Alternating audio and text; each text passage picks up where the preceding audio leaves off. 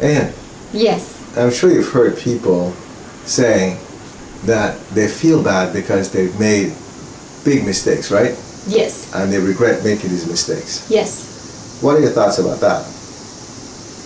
My thoughts are that you might look at it as a mistake, but maybe you should look at it as a learning experience instead. Aha! So what is the difference? Stay tuned and you shall find out with this beautiful wife of mine.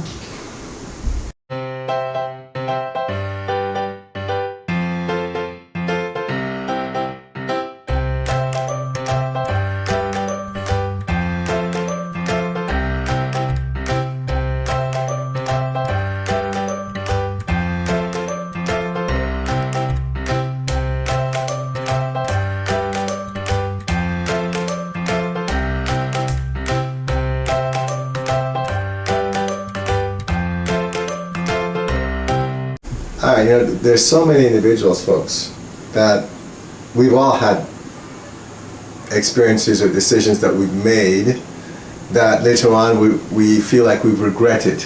I shouldn't have done that. Mm-hmm. Why did I do that? Yes. And then some of us spend so much time there that we carry it for years to come. It stays with us for years. Others let it go. So as we said in the introduction, what's the difference between a mistake and a learning experience, really? Okay, after you just said all that, I would think, to me, a mistake would be something that you've done that you feel bad about having done, but you continue to think about it and you don't let go of it. It's always there in your mind. Whereas a learning experience, yes, that situation happened, those things took place, okay, it's not going to happen again, I learned from it, move on, and they let go. So I think that's the difference between a mistake and a learning experience. It's really your perspective on the whole situation. Not just the perspective, but then your choice afterwards, or the choices that you make afterwards, right? Yes. What are you going to do? What will your behavior be after that event has taken place? Mm-hmm. Like you said, so something happened and you can either let it go and then move on and know that you won't be intimidated by that again if it comes up again, because you've looked at it and said, okay, what could I have done better? So instead of beating up on yourself, you might do so for a short time, but then you say, okay, time to move on. Let me look at this situation and see what I could have done better. Right. So if it comes up again, this is the way I'm going to approach it. You're not trying to avoid it, so all of a sudden something looks similar and you're like, oh no, I'm going to deal with that, because you're scared, right? So you don't deal with it again. Right. Instead, you're like, okay, I know exactly how I'm going to handle this. I've been there before. Right. And then you deal with it and you get a different result. Well, so that's when that situation that came up initially is now described as a learning experience, because you used it as a stepping stone to move forward. Yes. A mistake, you stay there. Now you're afraid to make decisions. Every time something comes up that reminds you of that situation, you either freeze or you say, you know what, I don't want a repeat of what happened. And then you just keep, every time something comes up similar to that, you'd rather leave it alone. You want to avoid as much as possible. That's one thing. The next thing is, you might go ahead and make a decision, but then the decision you make is the exact same decision you made the last time, thinking that, oh, well, this time the result will be different. Right? That's what they say. That's when they say that insanity is doing the same thing over and over and expecting a different result, correct? Right. So that's what a mistake is. They say insanity, to me that's what a mistake is. Because you already know what the result could be, but you're going to make the same decision anyway, and then you're surprised as to why it turned out the same way. Right. So, do we have some examples of this to make it clearer for people? Okay, well, I could use myself as an example. When our son, our third son, was about 18 months old, my husband and I, he had a medical background. And we talked about, vaccinate, don't vaccinate. And so my husband said, well, just get these certain ones. And I took That's before I that's before Sorry. he embraced all of this wonderful work that he does now through 190 Vision. Let's make that clear. Make sure that's very, very clear. He was still in the physical world here. So anyway, I went to a well checkup, they call it, with our 18-month-old son, and it was a different doctor, different pediatrician, and she kept going at me how, this meningitis was running rampant all around the city, and I should get him vaccinated, and she got me so scared. And I called my husband, but he didn't answer the phone. So I just made the decision, okay, I'm gonna let him get this one vaccine. We got home. Within 24 hours, our son had a rash on his body. He had a really high fever. He was having a really bad reaction. He couldn't even breathe. Took him back to the doctor, and they said, oh, well, he's just got a respiratory infection. They gave me some antibiotics, sent me home with him. Nothing was working. Nothing was helping. Still couldn't breathe. Took him back to the doctor, and I said, this only happened after he got this shot. And they said, that's impossible. So then they said, no, we think it's something different. We have to give him an injection of an antibiotic that will work. They gave him the injection. Things got worse. I was like, that was such a mistake. I should have just, not given in, but I love my child. I wanted to make sure my kid was safe. So we had to end up giving him a nebulizer and all kinds of things, and I finally just looked at my husband and I said, honey, this is just getting worse and worse. We need to stop all these treatments. Just end it. And he agreed with me, and we stopped everything, and finally our son recovered. Well, a few months later, our daughter was born, and in the hospital I signed all the waivers. No shots, no vaccines whatsoever. I made a bad mistake. Got one for my son. He had a lot of illness and everything that took place. So they brought my baby to me, and they said, oh yeah, we gave her the hepatitis B shot and everything. Oh, I said, no, I did not consent that. And right then I knew this was a sign for me. Make sure I don't do anything with this kid, because our daughter had a reaction right away. And I thought, this is a mistake. I should have not let them take the baby from me, from the delivery room over to the regular room. So that's what I felt was a mistake. I really beat up on myself for it, and I was overprotective with our youngest child because of everything that she went through. So I had to get to a point though where I could let that go. And when I finally did, and I just kept telling doctors no, no, no, I felt more empowered, of course, with all the information I heard, but I was able to finally resolve everything and just say, no, my children are healthy, they're fine, and that's how they've been. So that's what I initially saw as a mistake, but I learned from it. I know now their bodies very well, even if they don't know them, I do. Even my husband, with all the allergy things he used to deal with, and we know how to handle it now, especially now that my husband embraces the work that we're doing. So that's one example. You got worked up giving that example. I know, right? Because it was so traumatic for me. Well, that's what a mistake normally is, right? Yes. It's a traumatic thing. You Very make a traumatic decision experience. that you're not very happy about. Mm-hmm. But then again, the difference with you is something happened, and then you learn from it. You say, okay, I'll make sure this doesn't happen again. Right. Now that could go to extreme where people overreact. Yes. Right? And so people have to be careful with that. My husband is really good at keeping me balanced. Well, that's why they got married. We're the opposite of each other, right? Yes. Because I could have easily gone to the other extreme. If it wasn't you that I was married to. Oh. That's what I look on her face. Anyway. Yeah. So that's one example. Uh-huh. Do you have any others? That was the only one that came to my mind when you started talking about this whole topic. Oh, okay. Well, I'm sure that we know individuals, if we're to think a little harder, Mm-hmm. where they've made decisions or things, and it's not necessarily decisions that you've made. It could also be that you experienced something Mm-hmm. that turned out traumatic, and then because of that, you blamed yourself, for something that happened.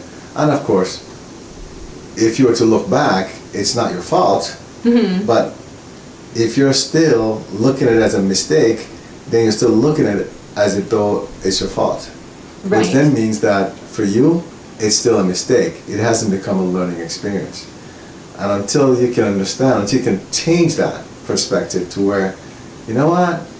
Yes, this happened, but now I'm here in my life, and whatever happened there, I learned from that. It's time to move on. Let me leave that there. Then it will continue to be a mistake, I guess. Mm-hmm. Once you make that change, though, then it becomes a learning experience. Right, so it's all a matter of perspective, how you're viewing it. That's a good point. Is that why you mentioned that before? Yes. That's a good point. Mm-hmm. Yeah, because all of us, we have experiences of some kind. And it comes back to how do we view it? You know, how do we internalize it? Exactly. You know, so I remember there was this one time, and I told you about this, where I had made this decision when I had the computer company. Mm-hmm. I was designing this software for this one company, and then I decided to sell the company. And they said, no, you can't sell the company until we finish our software, which I had already finished, but they wanted more things done. And I said, well, the other owners will handle that for you. Mm-hmm. And they refused because I'd worked them for so long, they wanted me to finish it. And I told them, you know, I'll charge you more than they'll charge you, and they didn't care. But I told them, I'm done with it. And I was about to sell the company, and then they filed a lawsuit. They sued me, weirdest lawsuit. The lawsuit was about forcing me to finish the software, Mm-hmm. right? But then I learned from that. I could have gotten upset about it. But instead, you know, I told them, okay, listen, I'm not going to finish this because I'm selling the company, but here's what I'm going to do.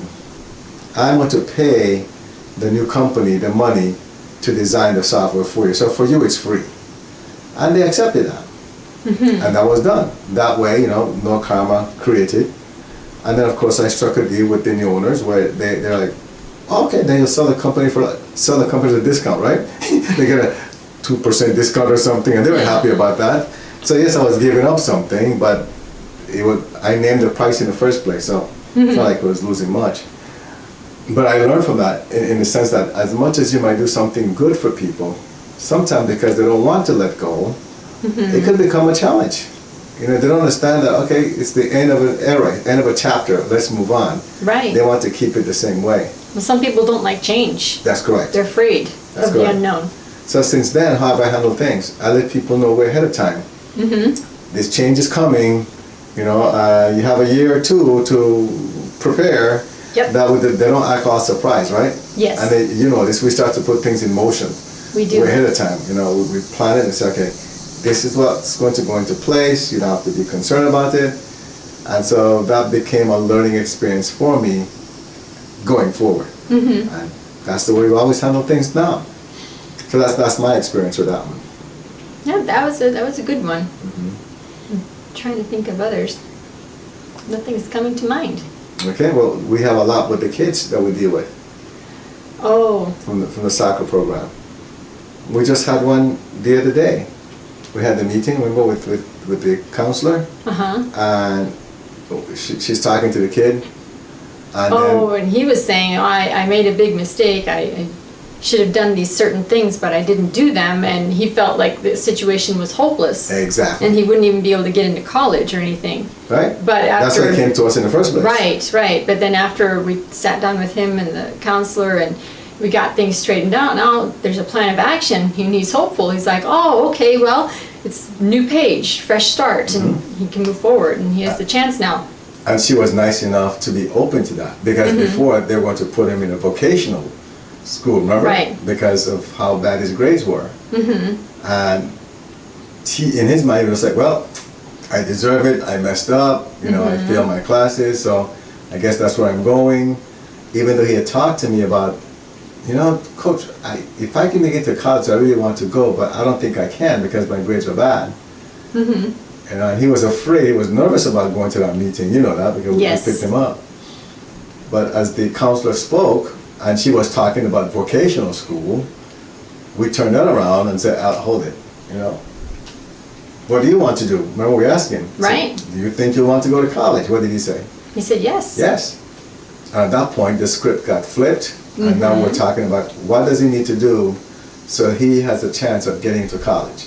Exactly. So yep. what he saw as a mistake then became a learning experience. Mm-hmm. Because by the following day when I saw him at practice, he told me, I don't know if I told you, just to let everybody know, he hadn't even registered for school for this coming school year. Right. He wasn't sure if he wanted to go. He was thinking about dropping out.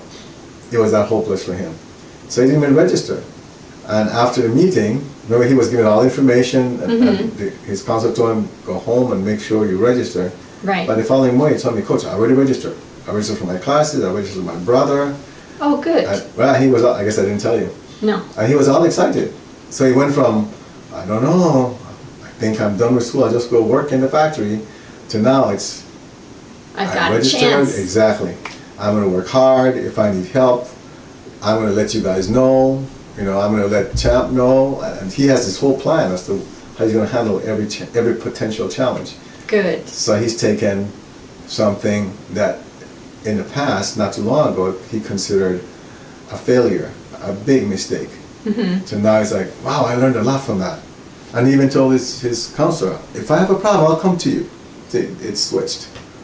Now, we could actually, instead of talking about our personal experiences and people we know, there are all kinds of stories. Like, I know people don't like the name Donald Trump. He filed bankruptcy so many times, but as he says, he learned from those mistakes, and now no challenges for him whatsoever. You know, but there are a lot of successful people. Was it Elon Musk? Another one. He filed bankruptcy as well. He filed bankruptcy. Well, he was going to lose a company and everything. I love his story because, as he puts it, his is sort of a story of revenge. You know, if you follow his story, of course he made all the money from PayPal.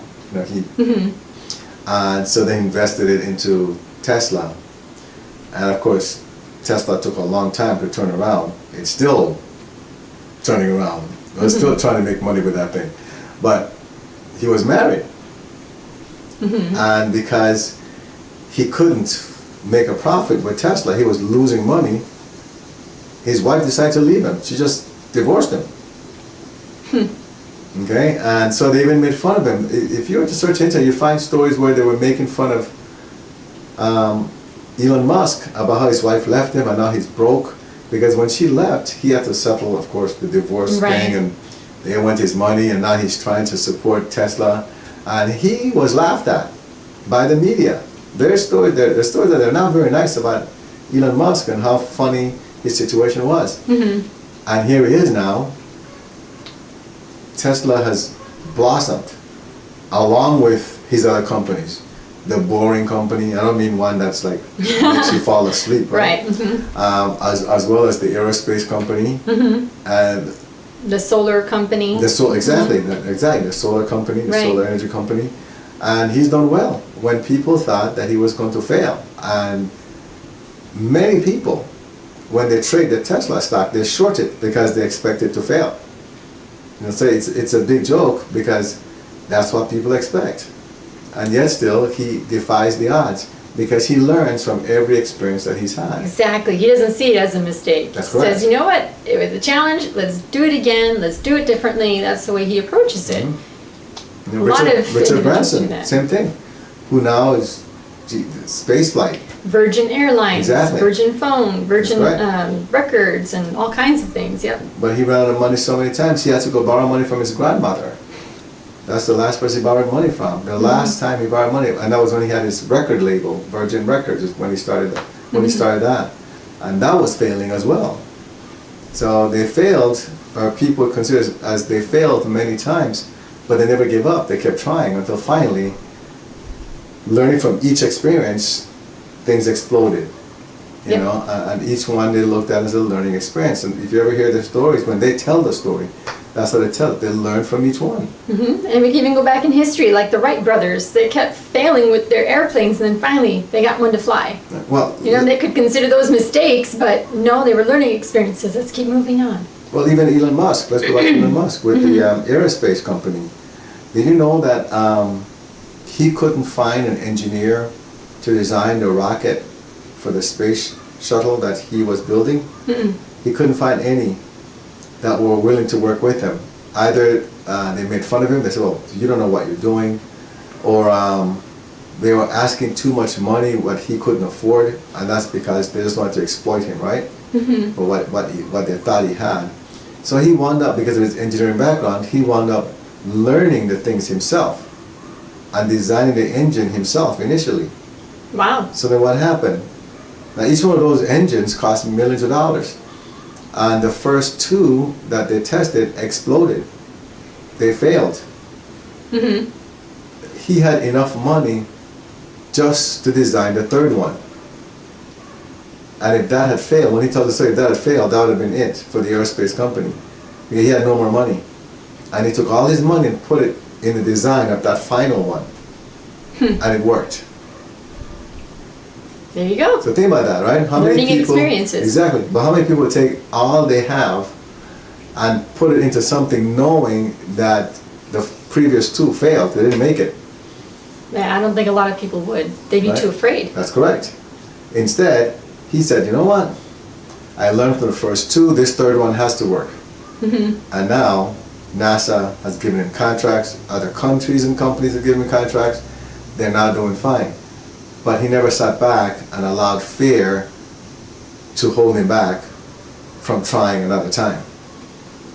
Now these are big examples, but bring it down to our daily lives and start implementing it in a way where every situation that you face, if you're the kind of individual who thinks, oh, that was a mistake, I shouldn't have done that, look at it differently. Say, you know what, that's a learning experience. Next time I'm going to do this way, or I'll attempt to do it that way. That way you are able to move forward in your life because you have a different perspective. You see how, yes, that was in the past, now I'm moving forward. Just like Elon Musk and the other examples that we gave. Use it to your advantage in your daily life. Right, and going back to what you're saying, something happens that you're unhappy with. You don't like the result. You say, okay, what did I learn from that? Is more like it, right? So what did I learn from that? What could I take from that to build on my next experience? Right. It could be relationships, a job, family situations. It could be anything. That's correct. So just make sure you keep that mindset in check. And if you want to, watch this video several times. That way it sticks with you so you can make sure to change your life and manifest your best life. Okay. All set? We're set. See you in the next video. Remember to subscribe and like this video. Join the Facebook group 190 Vision to connect with others on the same journey. Get help by visiting our website 190vision.com. Support the 190 Vision mission by clicking on the donate button, which is at the bottom of each page of our website.